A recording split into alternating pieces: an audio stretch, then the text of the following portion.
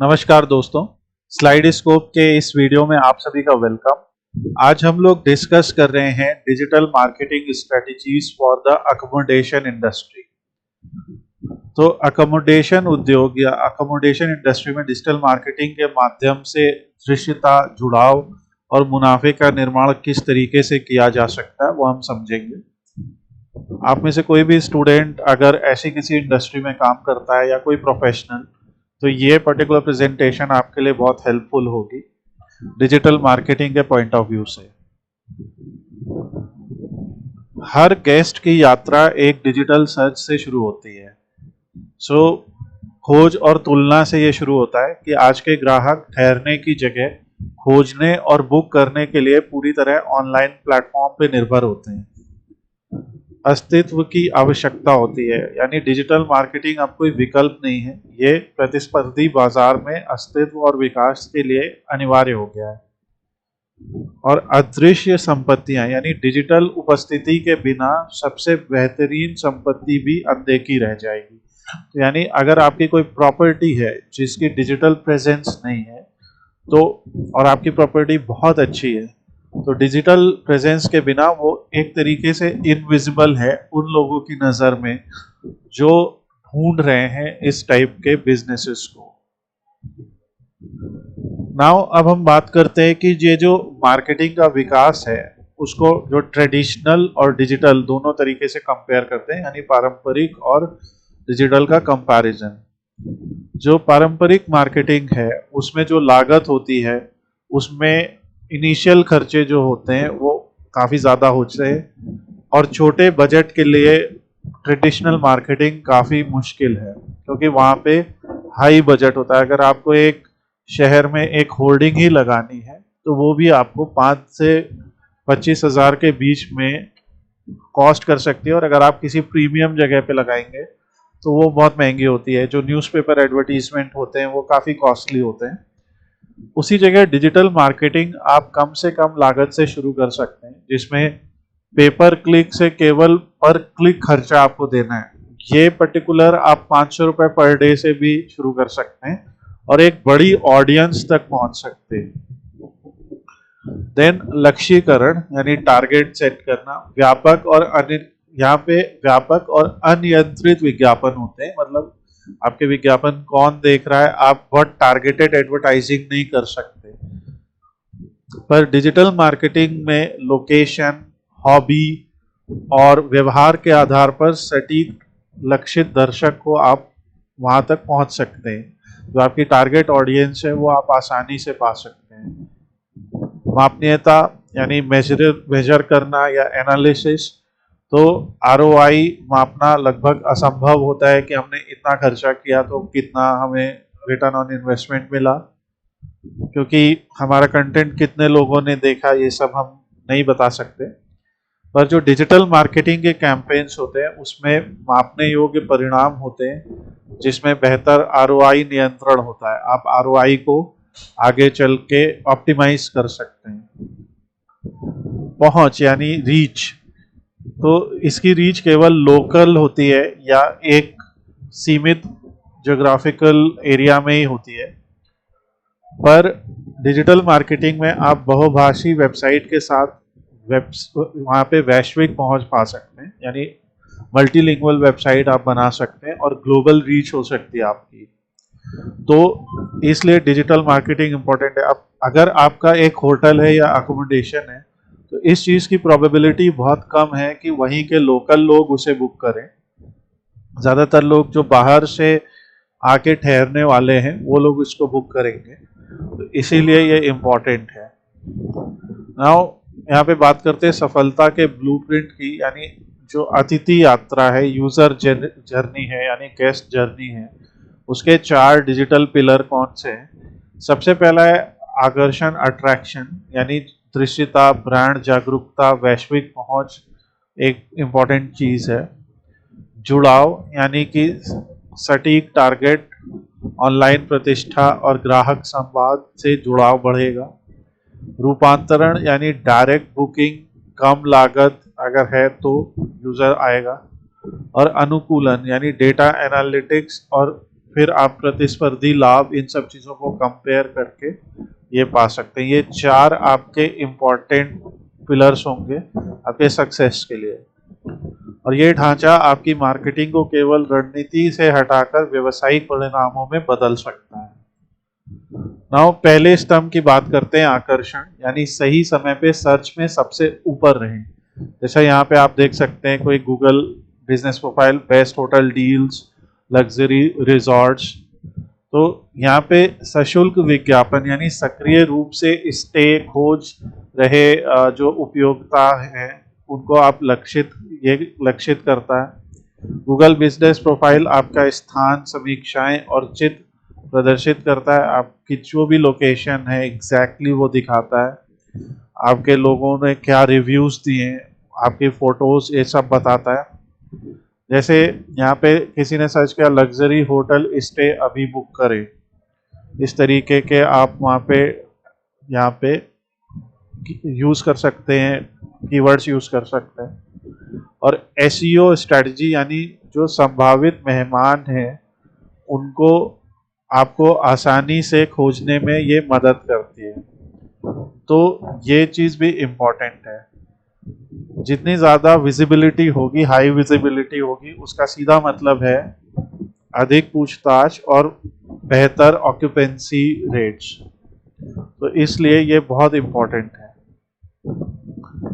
फिर ये जो हमारा पहला पिलर है अट्रैक्शन या आकर्षण, ये स्थानीय अनुभव और वैश्विक पहुंच पे भी डिपेंड करता है। जैसे लैंग्वेज एक बैरियर होता है, तो जो ज्योग्राफिक बैरियर्स हैं वो खत्म हो जाते हैं। आप मल्टीलिंगुअल यानी बहुभाषी वेबसाइट और इंटरनेशनल अभियानों के माध्यम से विदेशी पर्यटकों को भी आकर्षित कर सकते हैं। आप डिजिटल स्टोरी टेलिंग पे फोकस कर सकते हैं, जैसे इंस्टाग्राम और यूट्यूब का उपयोग करके प्रॉपर्टी के माहौल और उनके अनूठे अनुभवों को साझा कर सकते हैं। वहाँ क्या अमेनिटीज हैं, क्या यूएसपीज हैं, वो सब दिखा सकते हैं। आप भावात्मक जुड़ाव पे फोकस कर सकते हैं, जैसे उच्च गुणवत्ता वाले दृश्य, अतिथियों के अनुभव साझा करने से ब्रांड की मजबूत पहचान बनती है। लोगों के टेस्टिमोनियल्स वगैरह आप इंस्टाग्राम पे या यूट्यूब पे शेयर कर सकते हैं। जैसे यहाँ पे क्विजीन शो की गई है, यहाँ पे होटल के कुछ इमेजेस दिखाए गए, जब गेस्ट ने स्टे किया तो कितनी खुशी से वो सेलिब्रेट कर रहे हैं। ये सारी चीज़ें दिखा के आप अट्रैक्शन बढ़ा सकते हैं अपने उस प्रॉपर्टी का। नेक्स्ट हम बात करते हैं हमारे सेकंड पिलर की, जुड़ाव, यानी हर किसी की बजाय सही अतिथि को चुने। यहाँ पे टारगेटिंग डैशबोर्ड ऐसे हो सकता है कि आपके जो टारगेट ऑडियंस है उसका एज ग्रुप क्या है, उसकी लैंग्वेज क्या है, यानी कि सॉरी उसका लोकेशन क्या है, आप किस लोकेशन के लोगों को टारगेट कर रहे हैं, उसके इंटरेस्ट क्या है, उनको पेंटिंग पसंद है, म्यूजिक पसंद है, स्पोर्ट्स पसंद है, जो भी उन्हें पसंद है उस हिसाब से आप कैंपेन बनाते समय जब आप फेसबुक एड्स या इंस्टाग्राम एड्स या गूगल एड्स रन करेंगे तो उस समय आप अपनी टारगेट ऑडियंस के हिसाब से इसे चुन सकते हैं। मान लीजिए आपके होटल में अब तक 100 गेस्ट ठहर चुके हैं, तो वहाँ से भी एक अच्छा आइडिया आपको मिल जाता है कि आपके टाइप के होटल को लोगों ने कितना लाइक किया है। अब जैसे लग्जरी बीच स्टे, जिसमें हनीमून कपल्स टारगेट ऑडियंस होंगे, इसमें रुचियों और जनसांख्यिकी के आधार पे प्रीमियम अनुभव, इस टाइप की चीजें हम बता सकते हैं। दूसरी जगह अगर बजट और किफायती यानी जो सोलो बैकपैकर्स होते हैं, यहाँ पे यात्रा व्यवहार के आधार पे टारगेटिंग आप यहाँ पे विज्ञापन कर सकते हैं कि उनके व्यवहार कैसे, उनकी ट्रैवल के बिहेवियर्स कैसे हैं। सटीक लक्ष्यीकरण का लाभ ये होता है कि व्यर्थ खर्च में कमी आती है, रूपांतरण दर में वृद्धि आती है और अतिथि की अपेक्षाओं के अनुरूप सही पेशकश होती है। नेक्स्ट हम बात करते हैं स्टेप 2 से जुड़े एक और पैनल की, जिसमें डिजिटल संवाद से विश्वास का निर्माण होता है। आपने देखा होगा जो वास्तविक समय का संवाद होता है, जैसे चैटबॉट और मैसेजिंग ऐप से पूछताछ का तुरंत जवाब दें, यहाँ पे हम अपने स्टूडेंट्स को सिखाते हैं और अपने बिजनेसेस को चैटबॉट कैसे इंस्टॉल करना है अपनी वेबसाइट में, व्हाट्सएप ऑटोमेशन कैसे इनेबल करना है, वो सब आपको सिखाते हैं। और ये सब आप सीख के अपने बिजनेस के लिए भी ऐड कर सकते हैं। जैसे क्या आपके पास वाईफाई है, उन्होंने पूछा, नमस्ते जी हाँ हमारे पास वाईफाई, स्पीड वाईफाई है, और क्या मदद कर सकते हैं। तो इस तरीके से यूजर से इंटरेक्ट करते हुए उसके सभी सवालों के जवाब मिले।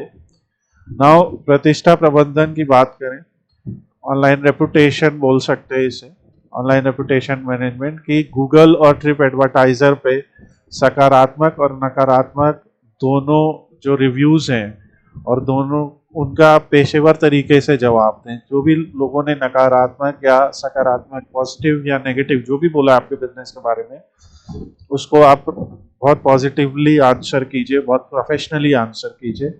जैसे किसी ने कहा अद्भुत अनुभव, सेवा बेहतरीन थी, 5/5 जरूर वापस आए। और लोगों को आप इंकरेज कर सकते हैं कि आप प्लीज हमारे इस पर्टिकुलर बिजनेस को रिव्यू दीजिए।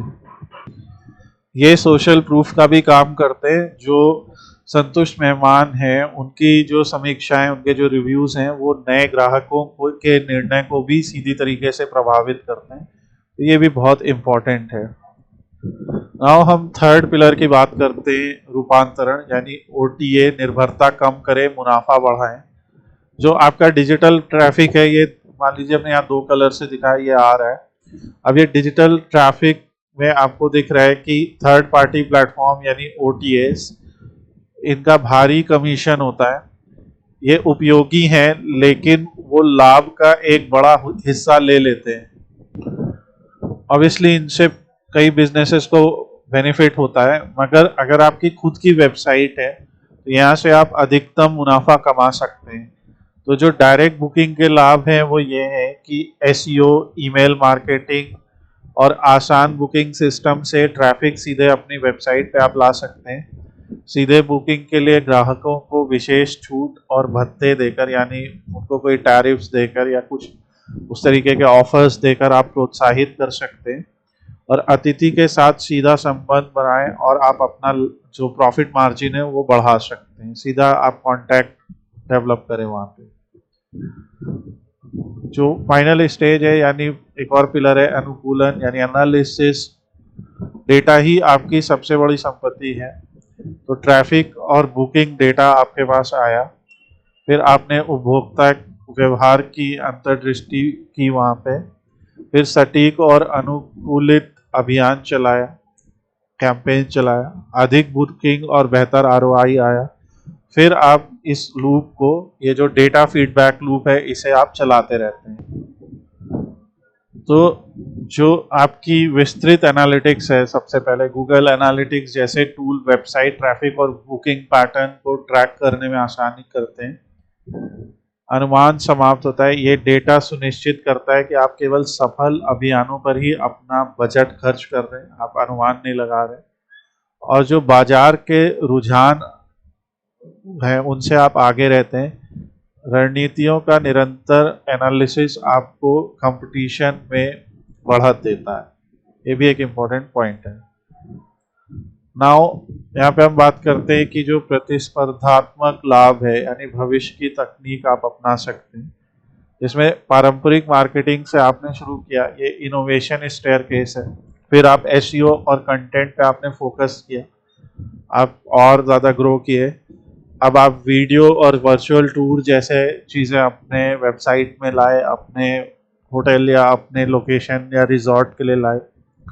और फिर आप एआई आधारित जो वैयक्तिकरण है उसको आपने यहाँ पे इम्प्लीमेंट किया। तो ये आपका इनोवेशन स्टेयरकेस होना चाहिए। इस जो ये बहुत ज़्यादा कॉम्पिटिटिव इंडस्ट्री है, ये जो व्यवसाय जिसमें नवोन्मेषी रणनीतियों को अपनाते हैं, वे पारंपरिक तरीके पर निर्भर रहने वालों को बहुत पीछे छोड़ देते हैं। और एक मजबूत डिजिटल उपस्थिति लंबी अवधि की ब्रांड वफादारी और सतत विकास का निर्माण करती है। अगर आप इनमें से मेंशन किसी भी सर्विस, चाहे वो एसईओ, कंटेंट राइटिंग हो, वीडियो डेवलपमेंट हो, या वेबसाइट डेवलपमेंट हो या एआई ऑप्टिमाइजेशन हो, आपको इनमें से कुछ भी चाहिए तो आप स्लाइड स्कोप को यहाँ पे कांटेक्ट कर सकते हैं और हम आपकी यहाँ पे हेल्प करेंगे। हमने बहुत सारे ऐसे बिजनेसेस को अभी तक अपनी सर्विसेज दी हैं।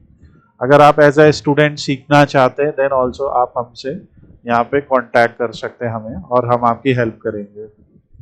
नाउ डिजिटल क्लोजिंग स्टेटमेंट यही है कि डिजिटल जो स्ट्रेटजीज हैं उनको अपनाना आज के तेज तरार बाजार में प्रतिस्पर्धी बने रहने के लिए काफ़ी अनिवार्य है, और एक ऐसे युग में जहां यात्री अपने हर निर्णय के लिए डिजिटल प्लेटफॉर्म पे निर्भर है।